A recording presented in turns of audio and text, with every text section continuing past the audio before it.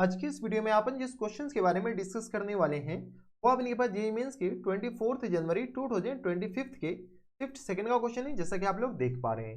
यहाँ पर देखिए हमारे पास क्या दर है कि let 2,3 with a large open interval in which the function f of x, ये जो हमारे पास फंक्शन दे रखा है ये एफ ऑफ एक्स है, is strictly increasing and b comma c with a large interval in which the function g of x is strictly decreasing.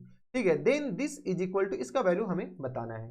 चलो सबसे पहले अपने पास एफ ऑफ एक्स क्या कह रहा है कि इंक्रीजिंग है वो 2,3 में। ठीक है, वो लार्ज इंटरवल जो भी अपने पास 2,3 के बीच में वो अपने पास स्ट्रिक्टली क्या है, इंक्रीजिंग है। तो चलो सबसे पहले अपने पास एफ ऑफ एक्स निकालते हैं।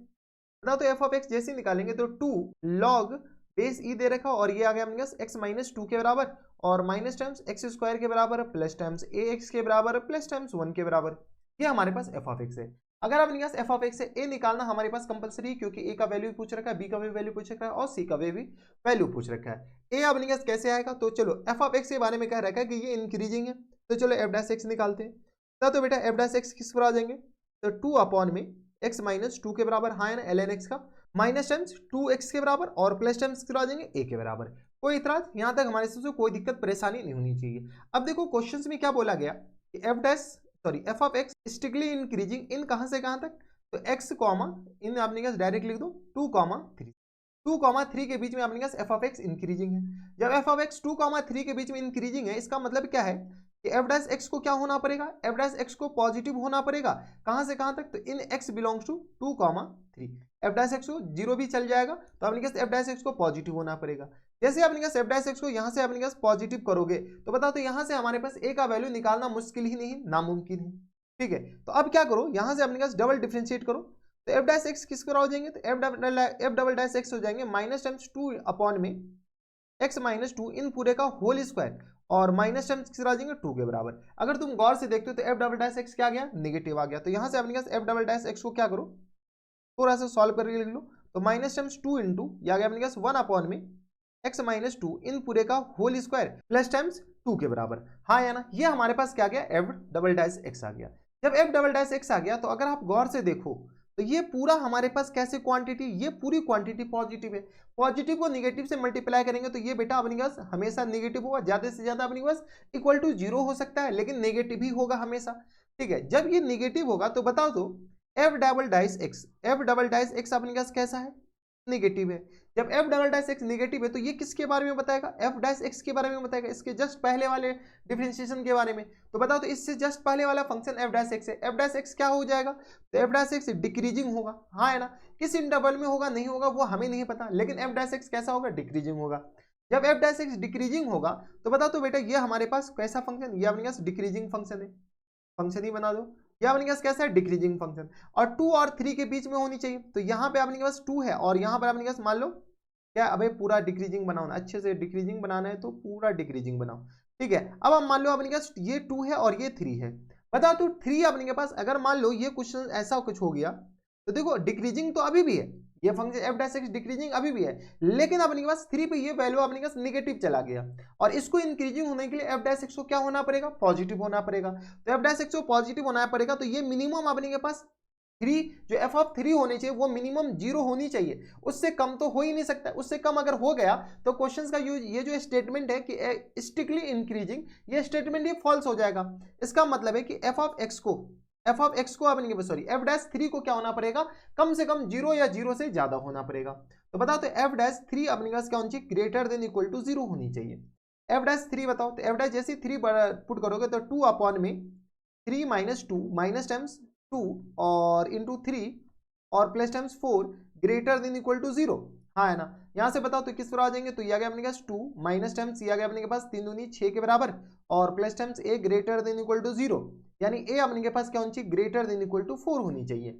यानी अगर इसको पॉजिटिव इंक्रीजिंग होना चाहिए तो ए का अपने पास मिनिमम वैल्यू क्या होनी चाहिए, 4 होनी चाहिए। तो ए का मिनिमम वैल्यू हमारे पास कितना आ गया, 4 आ गया, काम ही खत्म। जब ए 4 आ गया तो ए ही तो निकालने थे, ए अपने का 4 आ गया तो जी ऑफ एक्स बताओ, जी ऑफ एक्स किस पर हो जाएंगे बेटा, जी ऑफ एक्स पीछे से देख देख करके बता लो।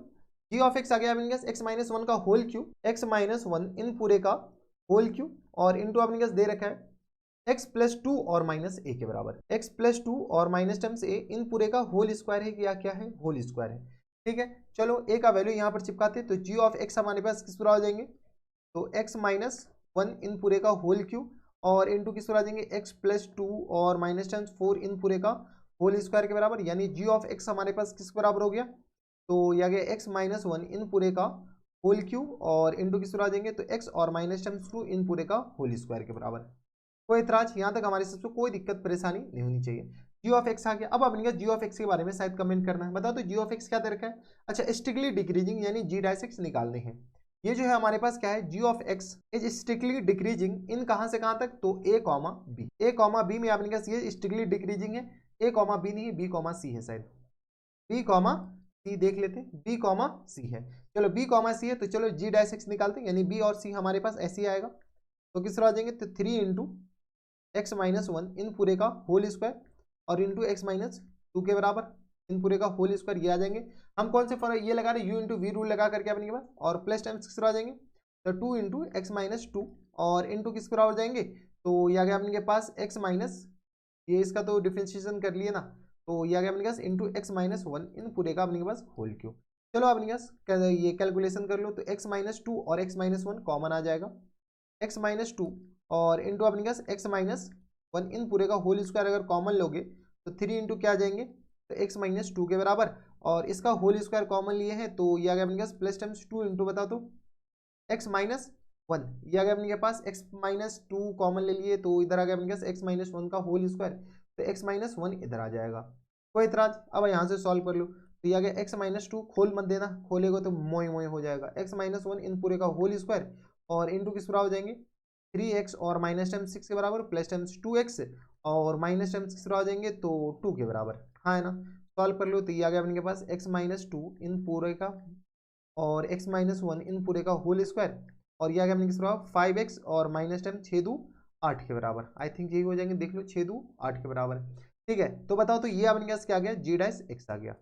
जैसे ही हमारे पास जी डैश एक्स आ गया, जी डैश एक्स का हम साइन स्कीम बना लेते हैं ताकि हमारे पास ए और बी आ जाए।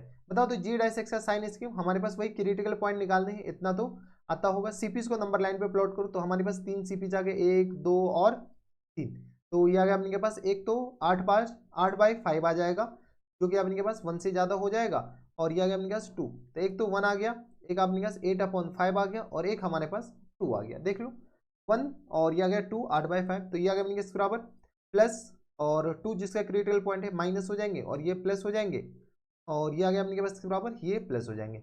स्ट्रिक्टली डिक्रीजिंग हमारे पास बेटा यहाँ से लेकर के यहाँ तक है, तो जी डैश एक्स नेगेटिव सिर्फ और सिर्फ इस इंटरवल में, जब इस इंटरवल में तो स्ट्रिक्टली डिक्रीजिंग इस इंटरवल में होगा, तो यहाँ से अपने पास लिखो जी डैश एक्स अपने के पास जो स्ट्रिक्टली डिक्रीजिंग होगा वो अपने पास कहाँ से कहा होगा, इन 8/5 से लेकर के 2 के बीच में, हाँ है ना। जब 8 से 5/2 के बीच में होगा तो बी इक्वल टू किस तरह हो जाएंगे बेटा 8/5 के बराबर, और कॉमा अपने के पास सी इक्वल टू हो गया अपने के पास 2 के बराबर, और ए इक्वल टू हमारे पास 4 के बराबर आ गया था, पीछे से देख लो। जब ए बी सी सारा कुछ आ गया तो हमारे पास चाहिए क्या, देख लो हमारे पास चाहिए 100 इंटू ए प्लस बी माइनस सी के बराबर। ठीक है, तो फाइनल आंसर यहाँ पर लिख दो, फुल एंड फाइनल आंसर जो हो जाएंगे 100 इंटू ए प्लस बी और माइनस सी के बराबर। तो यहाँ से बताओ 100 इंटू ए अपने किस बराबर है, तो 4 के बराबर, और बी किस बराबर, तो 8/5 के बराबर, और सी किस बराबर 2 के बराबर। यहाँ से सॉल्व कर लो, तो 100 इंटू 2 प्लस 8/5 के बराबर हो जाएंगे, तो यहाँ से सॉल्व कर लो 100 इंटू 10 8 18 18 और अपॉन में 5 के बराबर, ये आ गया अपने किस बराबर 20 5 100, तो यहाँ से आ गया अपने पास 18 3 36, हमारा आंसर 360। देख लो फुल एंड फाइनल आंसर 360 कौन से ऑप्शन में दे रखा है, 360 हमारे पास ऑप्शन नंबर ए में ही दे रखा है, यानी ऑप्शन नंबर ए क्या आ जाएंगे हमारा करेक्ट आंसर हो जाएंगे। कोई एतराज, यहाँ तक हमारे सबसे कोई दिक्कत परेशानी नहीं होनी चाहिए। तो ये थे हमारे पास जेईई मेंस की 24 जैन 2025 की शिफ्ट सेकंड क्वेश्चन था, आसान सा सवाल नहीं था बेटा ये, ठीक है, थोड़ा सा यहाँ पर सोचने वाली बात थी और कुछ नहीं। तो बस इतने इस वीडियो में, अगर आपको हमारे पढ़ाने का तरीका सही लग रहा हो तो प्लीज इस वीडियो को लाइक कर दीजिएगा, यहाँ पर आपको सब्सक्राइब बटन दिख रहा होगा, उस सब्सक्राइब बटन पे क्लिक करके आप सब्सक्राइब कर सकते हैं। तो बस इतने इस वीडियो में, मैं आपसे मिलता हूं नेक्स्ट वीडियो में, तब तक के लिए stay happy stay healthy and good bye.